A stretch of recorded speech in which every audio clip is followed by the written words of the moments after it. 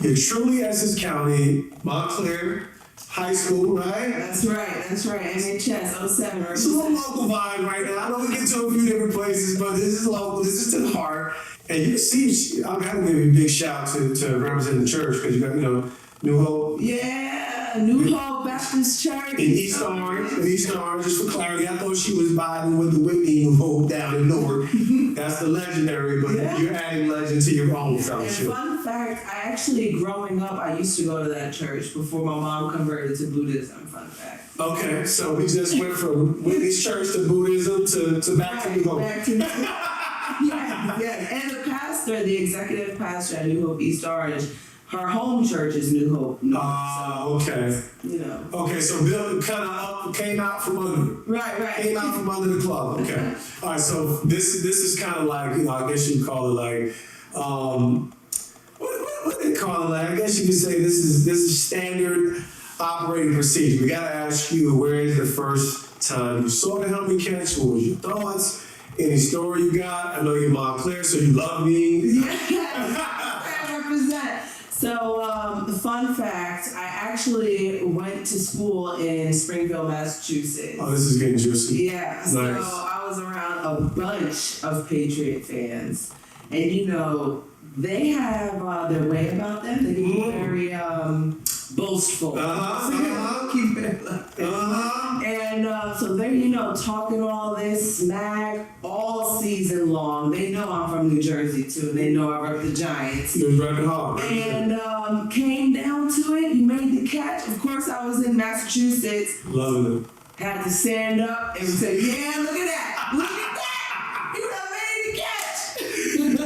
Oh, that must have felt good. So you was right in the smack of Patriot country. In the smack. I love it. Yeah. So he was I was drinking Brady's Kool-Aid. Listen, I bet they was drinking a little water in Brady's Kool-Aid too. So that was college. Was that college for you? Yes, that was college. What school you go to? Western New England University. Did you finish there? Yes. Oh, congratulations. Thank you. So that's super dope. So we made some noise in the enemy's territory, had fun doing it. I'm not even going to call this. It's something I'm going to get around to, but I'm going to get straight to how I kind of roll up on you. And you won't find a more eloquent cover. This cover, you're a beautiful person in itself. The shot, but ultimately it's telling the story of some of your journey. I'm going to say, because you're a woman, you also own Equally Yoked podcast. You run this podcast platform. We're going to get into that. But you're a schoolie. I just learned a little bit about the schoolie life after seeing you are a young lady from Essex County, New Jersey, highly populated. We are a dense area, but you out here living a schoolie life. Talk to me a little bit about your thoughts, how you landed there. And, eventually we'll get into this cover story because this was just a beautiful, beautiful. Oh, thank you.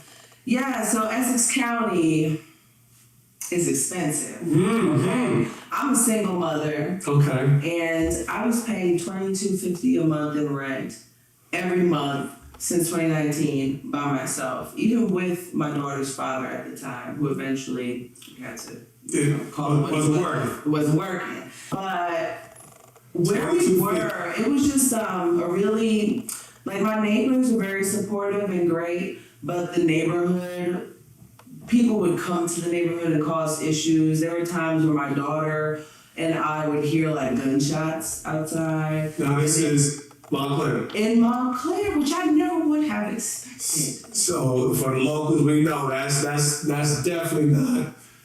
It's not normal. That's not a vision. And it wasn't even my neighbors. It was people that would come and cause problems on the block. Got it. And regardless, it just wasn't something that I wanted for my daughter, especially I envisioned, I'm in Montclair, I felt successful, I'm making a bunch of money, and I'm okay, I'm paying all of this, and we're still not feeling comfortable. We're still not feeling safe. I have 5 bedrooms.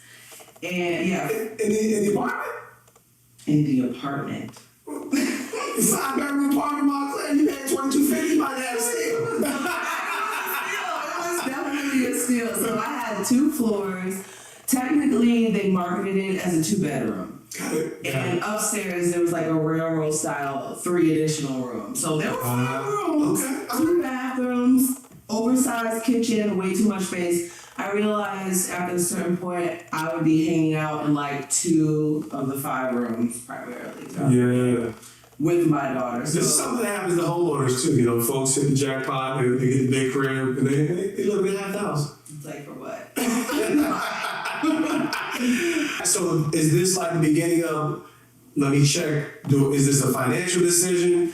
And where does the school, where does the school bus come into this? I mean, like, this is number one, is really neat, it's very different. I think anyone who kind of has a little bit of understanding on Jersey in general understands that there's some unique opportunities, a special place in Montclair. And I think that the diversity is, but you clearly have some diversity of thought for African American woman. That's not, you probably weren't the first person who's going to think you're going to get on a bus. Right. And I definitely can say that I tend to think outside the box. It dawned on me scrolling and being on social media, Instagram, YouTube, and then I'd see these converted school buses. Actually, it started before that in college. There's a book called Into the Wild that has always inspired me. I would be that weird girl that, even though I was like, yeah, I'm gonna get me a mansion one day, I'm gonna live here and there, but there's always been a part of me that has been called to living off grid. And somehow the opportunity presented itself where I had a piece of, I don't know, even just a thought of being exposed to schooly life, like through Instagram and YouTube, and I see all these converted school buses, and me, I tend to be pretty eclectic, if we're gonna put it that way.